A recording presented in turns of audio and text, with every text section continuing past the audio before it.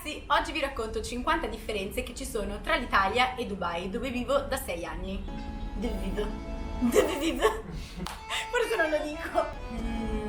Queste mani vanno a stare bene. Alcune magari sono scontate e risapute, altre magari sono più curiose. La lista è lunga, quindi iniziamo. A differenza dell'Italia, Dubai è governata da una monarchia assoluta, al cui comando si trova la famiglia reale, che al contrario dei politici italiani è ben voluta e amata da tutti. Va detto però che il governo limita la libertà di parola e la libertà di stampa, per ovvie ragioni non scenderò più nei dettagli, quindi passiamo oltre. Forse qualcuno di voi non sa che a Dubai il weekend è venerdì e sabato, ovvero il giovedì è l'ultimo nostro giorno lavorativo e la domenica si ricomincia a lavorare. I palazzi residenziali di Dubai hanno tutti una piscina e una palestra privata, in alcuni casi anche un cinema, spa, stanze piene di giochi tipo biliardo, ping pong, calcio balilla, qualsiasi cosa, nursery e tanto altro. A Dubai la spazzatura si butta semplicemente aprendo la porta di casa, facendo qualche passo nel proprio corridoio. Qualsiasi pianerottolo ha una stanza al cui interno si trova questa botola. Basta aprirla, buttare il sacchetto, spazzatura andata. Questa è una delle cose preferite dei miei genitori, infatti sono stati loro a ricordarmi di includerla in questa lista perché io l'avevo dimenticata, è talmente diventato normale per me. Da qui se ne deduce che la raccolta differenziata a Dubai non è ancora come in Italia. I cani, purtroppo per me e purtroppo per Guardo, in molti posti non sono permessi, e non parlo solo di locali, negozi, ristoranti, parlo proprio di zone dove non si può nemmeno andare a passeggiare. Ora vai che devo continuare, ciao! A Dubai non esiste l'ora legale, quindi non cambiamo mai l'ora durante l'anno e a seconda del periodo quindi siamo 2 ore o 3 ore più avanti dell'Italia. Oggi sono 2, qualche giorno fa erano 3. Se è vero che in molti bagni non c'è un bidet, state pur tranquilli perché abbiamo il doccino. Questo stupendo strumento che si trova in qualsiasi bagno, anche in quelli pubblici, che a volte sono addirittura più puliti di quelli di casa propria. Altra cosa curiosa, a Dubai non abbiamo i nomi delle vie. Nessuno di noi sa la via di casa propria. Se qualcuno ti chiede dove abiti, inizi dicendogli il nome della zona, poi il nome del tuo palazzo e poi il numero dell'appartamento. Facile, no? A che serve? Capirete che però di conseguenza non esiste nemmeno la posta. Se per esempio qualcuno vuole mandarvi una cartolina da qualche parte, sappiate che penso non la riceverete mai. A Dubai molti siti e molte applicazioni per il telefono sono bloccati, basti pensare che noi non abbiamo mai avuto il piacere di farci una videochiamata via WhatsApp durante questa quarantena. In realtà un modo per sbloccarle c'è, ma tecnicamente è illegale, quindi non sarò io a suggerirvelo in questo video. Una delle prime cose che noterete se entrate in un qualsiasi supermercato è che non troverete alcol. Questa è una delle tante differenze che ha a che fare con la cultura e la religione islamica del posto. Ma anche se l'alcol non c'è nei supermercati, sappiate che si può tranquillamente consumare in bar, ristoranti, discoteche, ma state bene attenti a farvi vedere in mezzo alla strada ubriachi o addirittura mettervi alla guida perché rischiate l'arresto. Un'altra differenza è che l'età legale per bere alcolici qui a Dubai è 21 anni, non 18 come in Italia. Altra cosa che non si trova al supermercato è la carne di maiale, sempre per una questione religiosa, ma senza entrare nei dettagli vi basta sapere che la potete trovare nei ristoranti che hanno la licenza apposita per servire il maiale, appunto. Di solito sono anche quelli dove trovate l'alcol, che non è in tutti come abbiamo detto. Al supermercato ormai si trova in molti supermercati, non in tutti. Se entrate comunque in un supermercato e cercate la carne di maiale, non andate a cercarla nel bancone degli affettati, la troverete in un'apposita stanza come questa, che quindi non può passarvi inosservata. Altra cosa riguardo al supermercato, alla cassa di solito non c'è un addetto ai lavori, ma 2. Uno che batte gli articoli che avete acquistato e l'altro che vi aiuta a imbustare. E ci sono alcuni prodotti che loro non mischiano assolutamente nello stesso sacchetto con altri, per esempio prodotti per il bagno non li metteranno mai nello stesso sacchetto della carne, mettono tutto appositamente in buste separate. Se poi non vi andasse di spingere il carrello fino alla vostra macchina, sappiate che chi vi ha imbustato le buste ve le porta anche molto volentieri alla macchina, appunto. A quel punto sarebbe cortese dargli una mancia, offerta libera. Passiamo alle macchine. Non ci sono macchine diesel, la maggior parte delle macchine che circolano qui sono tutte benzina e ovviamente penso sia anche perché la benzina, come forse saprete, qui costa molto poco rispetto all'Italia. Ovviamente quando registri la macchina ti viene data una targa Ma se quella targa non ti piace e la vuoi cambiare, lo puoi tranquillamente fare pagando una somma di denaro che varia a seconda del numero di lettere e di numeri che ci sono nella tua targa. Magari avrete sentito anche voi la notizia che qualche anno fa un businessman indiano ha speso 33 milioni di dirham, sono quasi 8.000 euro, per comprarsi questa targa, che come vedete ha una sola lettera e un solo numero. I parcheggi dei centri commerciali sono talmente grandi che è normale, soprattutto all'inizio, dimenticarsi dove si è parcheggiato e non trovare più la macchina. Ma non temete, anche perché ci sono delle apposite macchinette dove, inserendo il numero della propria targa, un display vi farà vedere dove avevate parcheggiato. Se poi voi foste così pigri da non avere voglia di parcheggiare la macchina da soli, Sappiate che più o meno ovunque nei centri commerciali, come nei ristoranti e negli hotel, c'è il valet parking, ovvero voi arrivate comodamente, gli lasciate le chiavi della macchina e loro le parcheggiano per voi. Vi danno un ticket, quando avete finito tornate, date il ticket e loro vi portano la macchina e via. essere donna a Dubai è molto diverso da essere donna in Italia, ma qui c'è un bel mito da sfatare, perché non è come molti di voi credono. Qui a Dubai, infatti, noi donne possiamo lavorare, guidare, girare tranquillamente, uscire da sole, è tutto come in Europa, diciamo, e anzi sotto certi punti di vista è anche meglio. Se volete ve ne elenco alcuni. Per esempio si può uscire tranquillamente senza rischiare di venire molestate o anche solo importunate a qualsiasi ora del giorno e della notte. Abbiamo un vagone riservato in metropolitana. Negli uffici pubblici saltiamo anche la fila o ce n'è una a parte per noi, e ogni giorno della settimana ci sono delle offerte speciali, sconti e serate dedicate alle donne, quindi è anche conveniente. A Dubai ci sono molte meno monete che in Italia, difatti ne abbiamo solo 3, io credo. Oppure ce n'è qualcuna che non ho mai visto, eccole qui. E la più grossa che abbiamo, quella da 1 dirham, in realtà equivale al vostro 25 centesimi.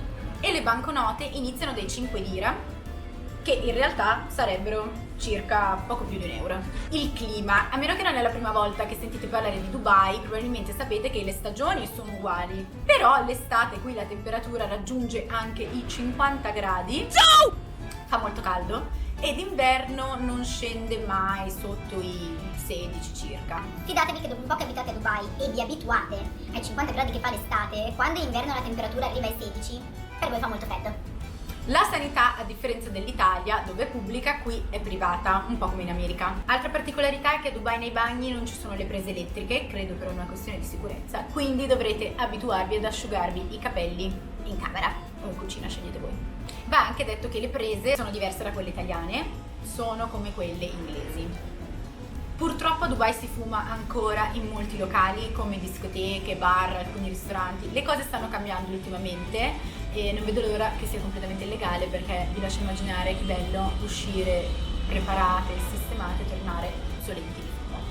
Non fumate. Le canzoni che passano in radio, se all'interno del testo hanno delle parolacce, vengono o bippate o le parole vengono cambiate. Per esempio la famosa canzone che conoscerete tutti, I Took a Pill in Ibiza, qui si chiama I Took a Plane to Ibiza. Oh yeah! Bisogna assolutamente evitare effusioni troppo passionali in pubblico con il proprio partner, perché non sono viste di buon occhio e possono addirittura venire punite. L'affitto non si paga mensilmente, si pagava fino a qualche anno fa annualmente, ora si può pagare 2 volte all'anno, addirittura 3 o 4, e non si paga come un trasferimento bancario al proprio landlord, ma si paga in assegni, che tra l'altro state attenti a fare assegni scoperti, perché a Dubai potete anche venire arrestati. Altra cosa interessante sulle macchine è che praticamente nessuno guida una macchina manuale e sono anche introvabili nelle concessionarie, eccetera.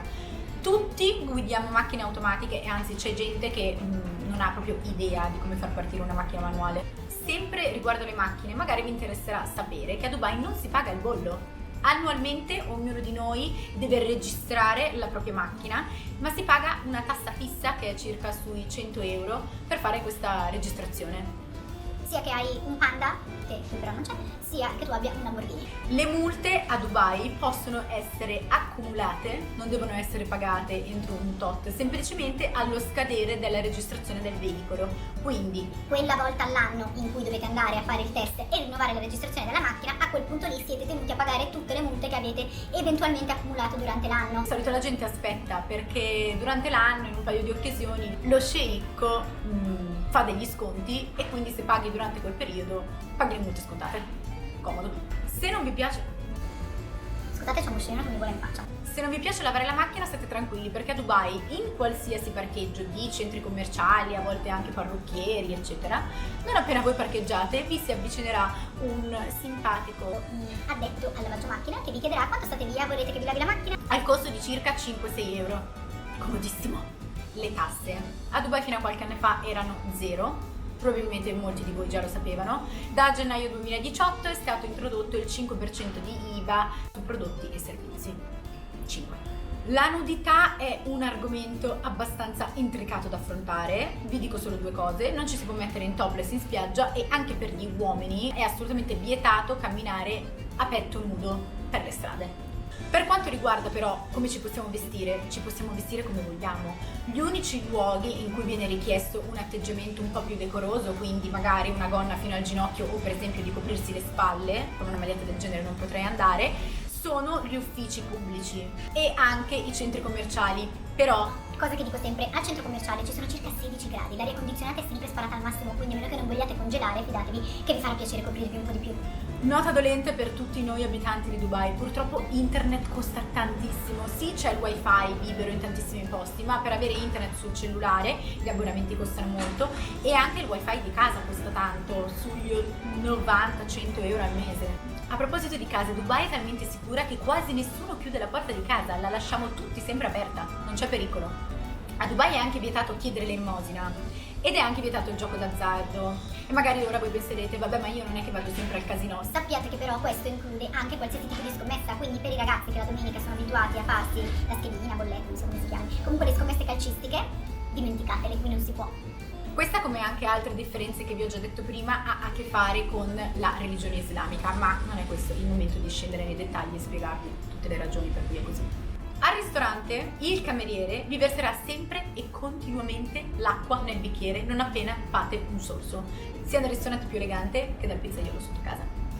Altra curiosità divertente riguardo l'acqua: l'acqua frizzante sarebbe da considerare un bene di lusso, costa tantissimo. Se una cassa da 6 litri di acqua naturale al supermercato vi costa circa 2 euro, una cassa da 6 litri di acqua frizzante, per esempio San Pellegrino o Perrier, vi arriva a costare più di 10 euro. Per quanto riguarda l'istruzione, non esistono scuole pubbliche, un po' come la sanità, ci sono solo scuole private e costano anche molto. E a scuola tutti i bambini o ragazze indossano l'uniforme.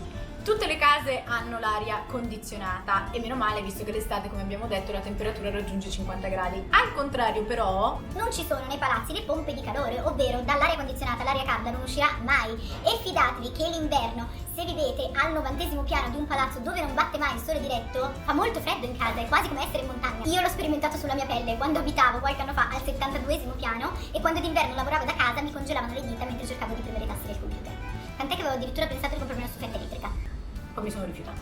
A Dubai quasi nessuno di noi expat usa i mezzi pubblici, e questo perché i taxi, al contrario dell'Italia, costano davvero poco e quindi sono il mezzo di trasporto più comodo, anche se poi una delle cose più convenienti da fare se ci si trasferisce a Dubai è comprarsi una macchina.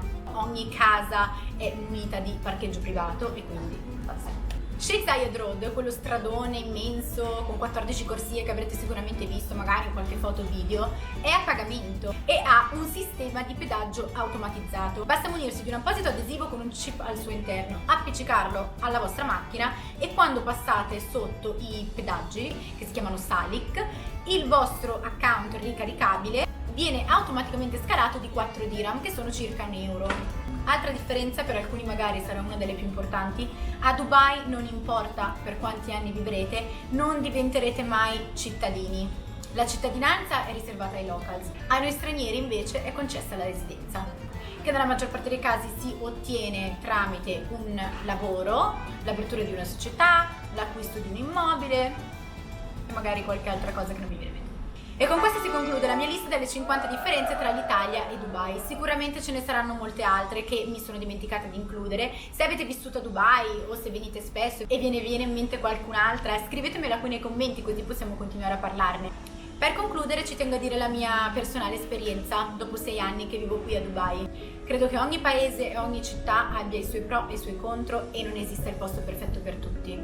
Io personalmente tendo sempre a vedere il bicchiere mezzo pieno e a prendere il bello di ogni cosa, anche della città in cui vivo. Dopo 6 anni posso dirvi che Dubai per me è una città stupenda, piena di stimoli e non credete a chi vi dice che è finta, perché non ha capito niente. Forse possiamo dire che è artificiale, il significato è ben diverso e dal mio punto di vista sarebbe comunque da ammirare cosa sono riusciti a creare in 50 anni in un posto che fino a poco fa era deserto. Quindi forse finta è uno degli aggettivi meno adatti a descriverla. Certo è che non ha i secoli di storia che abbiamo in Italia, ma forse è proprio grazie a questo che è una città che punta al futuro piuttosto che star sempre a guardare il passato, seppur glorioso, ma comunque passato.